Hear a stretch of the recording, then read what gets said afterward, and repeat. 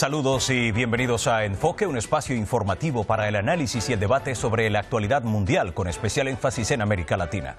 En México la situación es dramática. Narcotraficantes y autodefensas batallan por el control de localidades y municipios. A la precaria situación de la población se añade la inseguridad y la violencia cotidianas.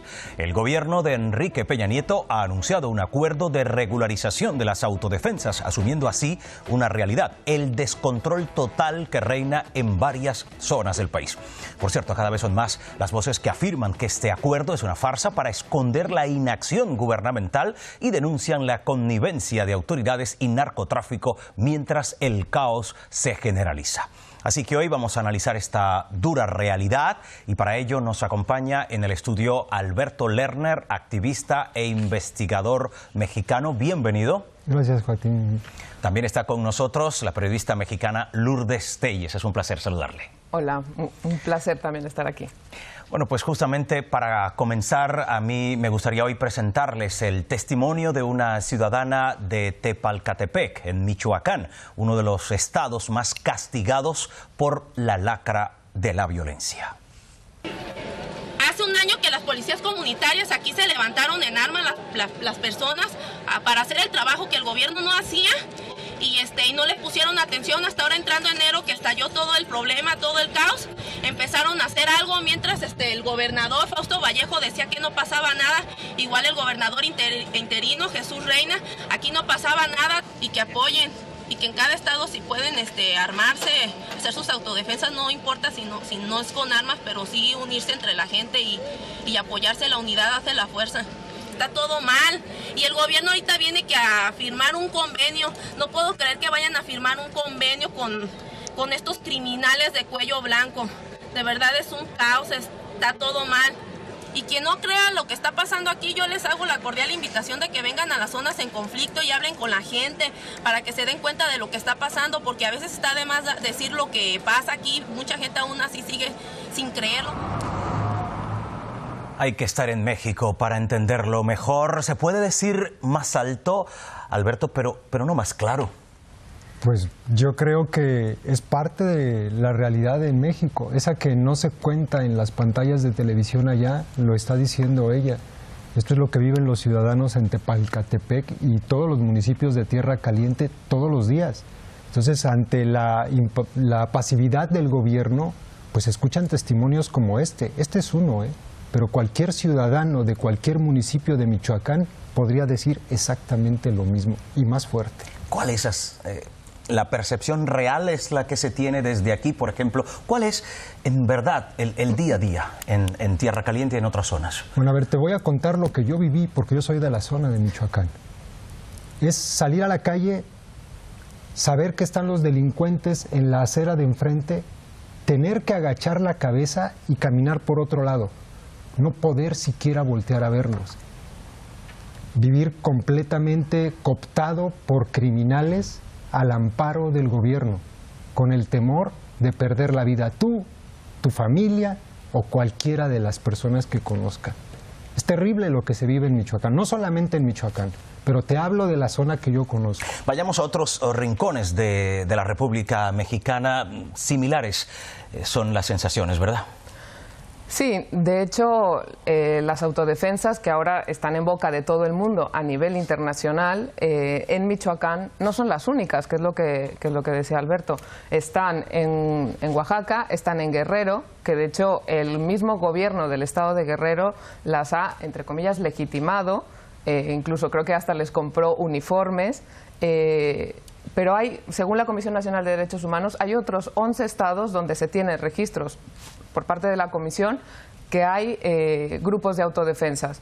Pero, por ejemplo, si nos vamos al norte de México, esa situación que comenta Alberto en los pueblos o en las ciudades, gente extorsionada, que tiene que pagar derecho de piso, gente que está a expensas, o sea, de los cárteles de la droga. Incluso tienes que traer tu identificación porque te la piden. Por ejemplo, los del cártel del Golfo en la zona norte de México, que es casi se arrogan el poder de las autoridades, ¿no? Entonces es una situación que no solo es de Michoacán. Bueno, justamente hemos coincidido alrededor de esta mesa y hoy con especial énfasis. Michoacán es apenas la punta del iceberg, pero la inseguridad y el caos forman parte del día a día en todo el país.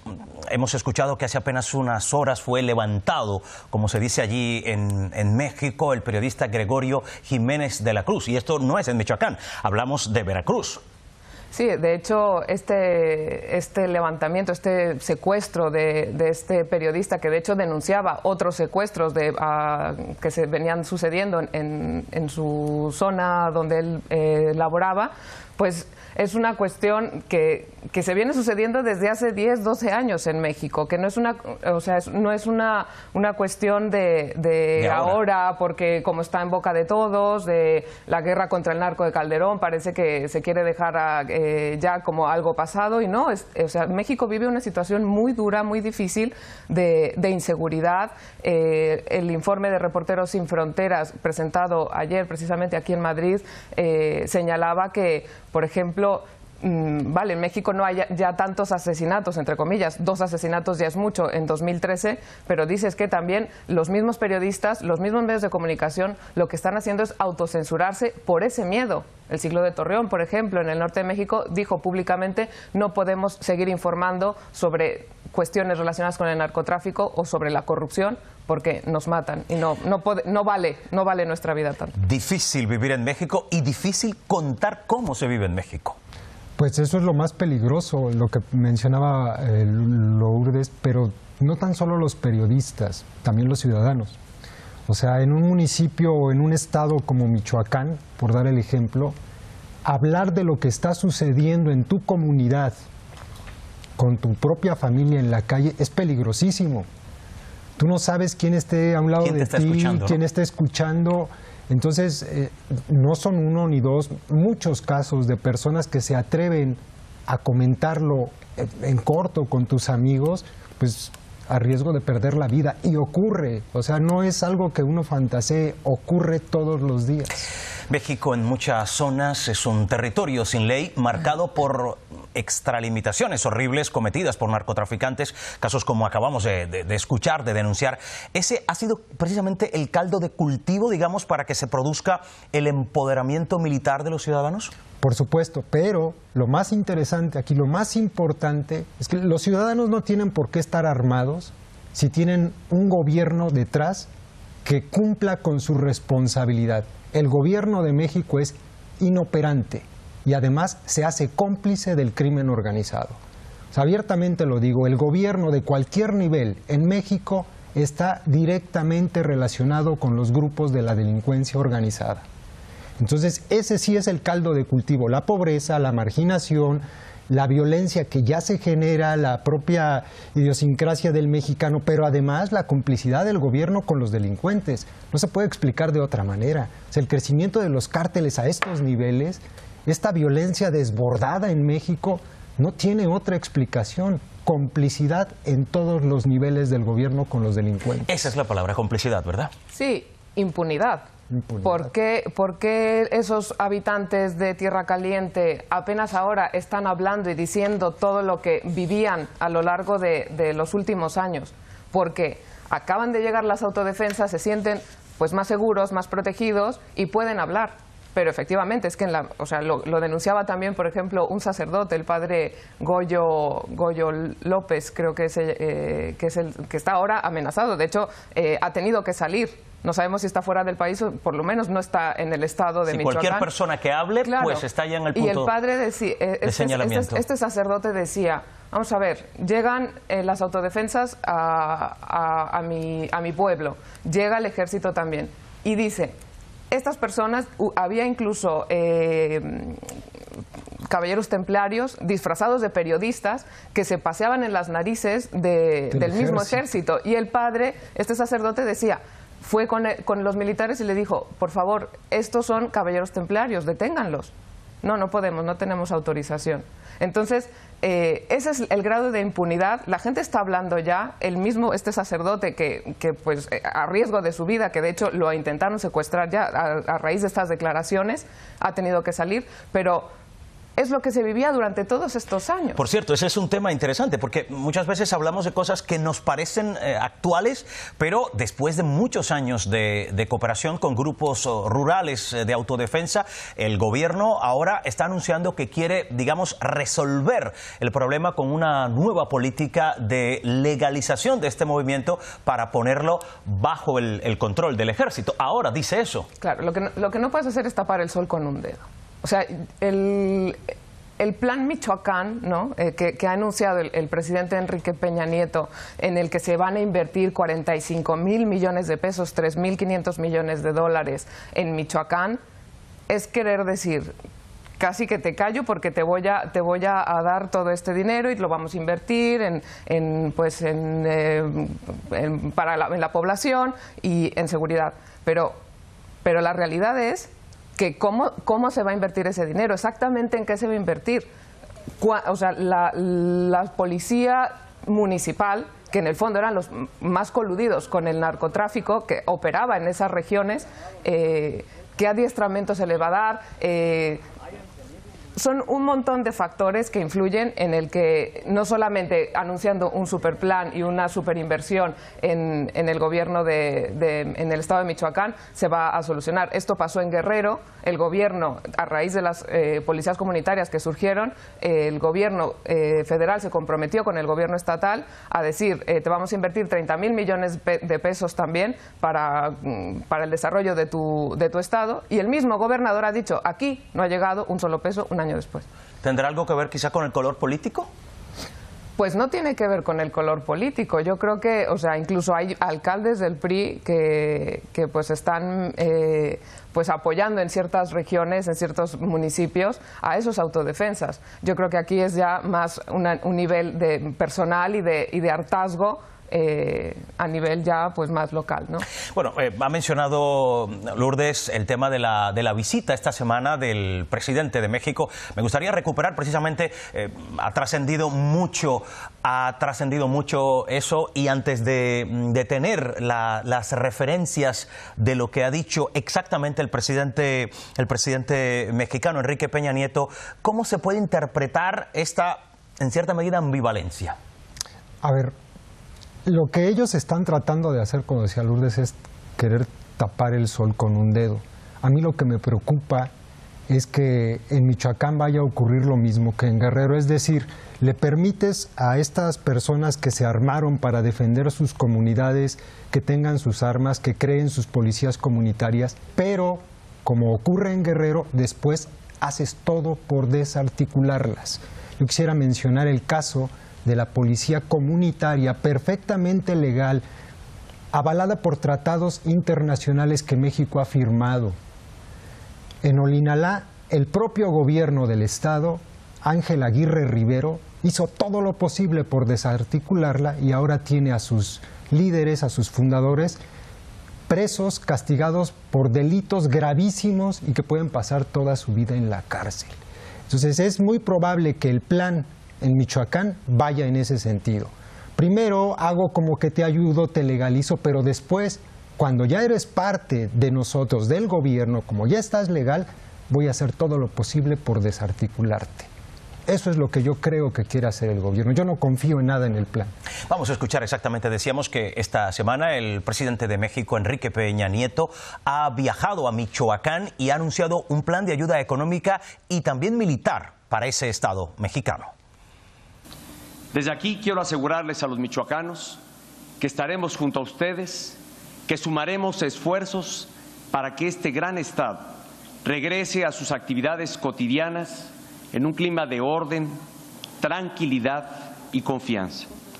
Estaremos aquí el tiempo que sea necesario, hasta que las autoridades locales tengan la solidez institucional para orientar y asegurar el desarrollo integral de la entidad.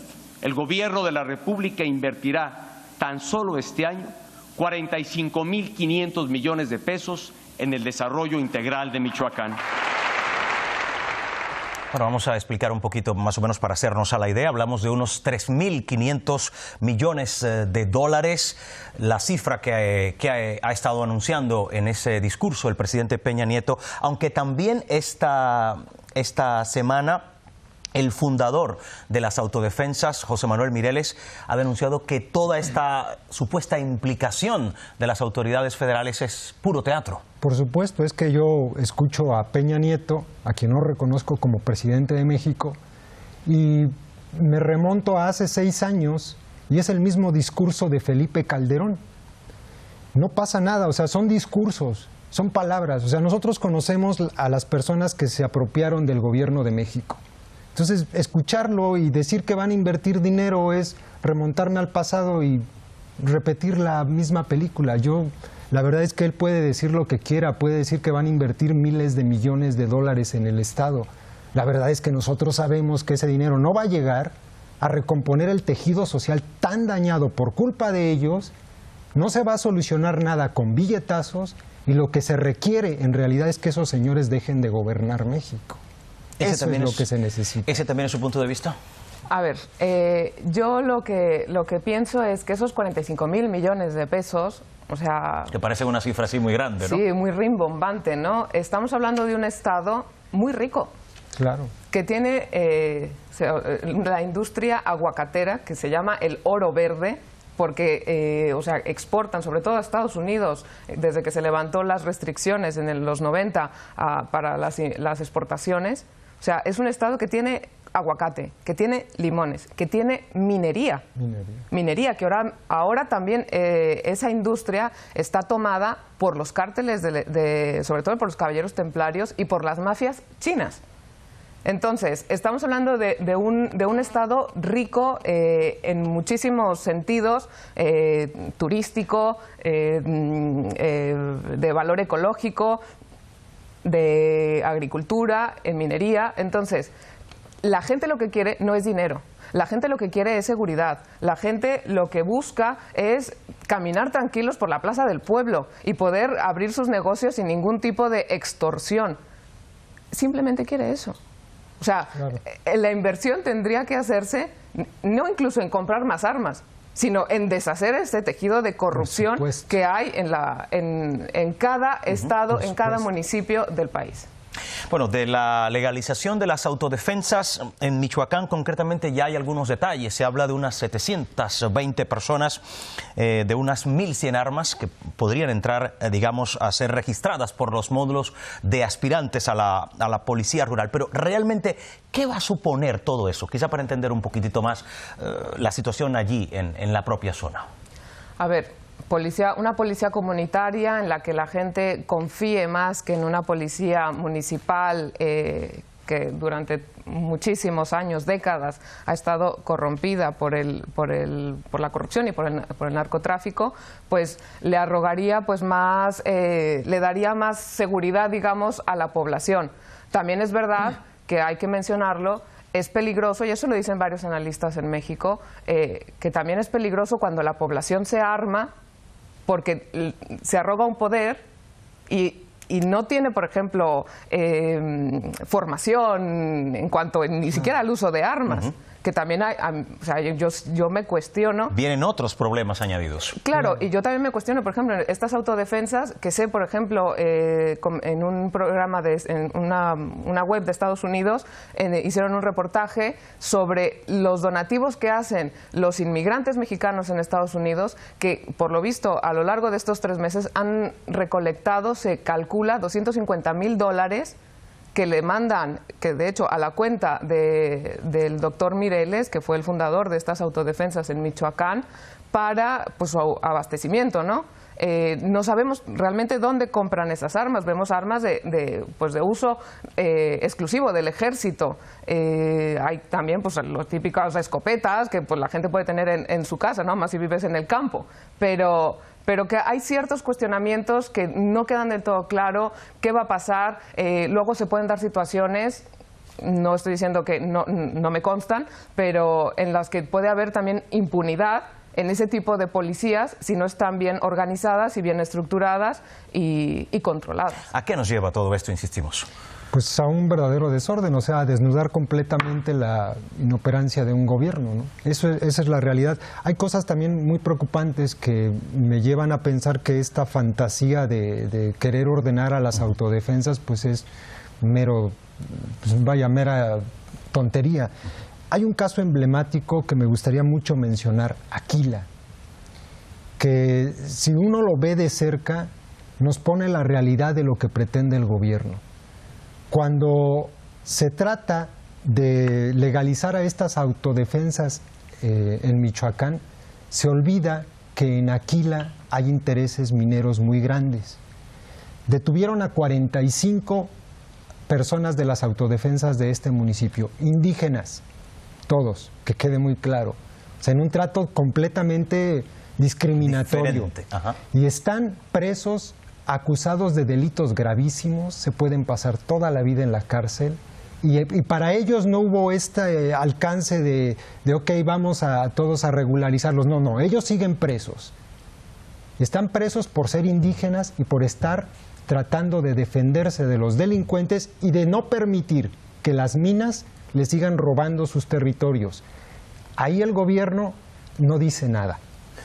O sea, es algo así muy extraño, ¿no? Muy extraño, sobre todo si tenemos en cuenta los grandes intereses que podrían estar moviéndose detrás de todo esto. Y hay también un dato curioso, hay unas encuestas recientes que dan cuenta de que más de la mitad de los mexicanos, o concretamente un 53% de la población en México, hoy ve con buenos ojos la actuación de las autodefensas. Claro, y la explicación está en que el 100% de los mexicanos sabemos que nuestras policías y nuestro gobierno no sirve, ¿no?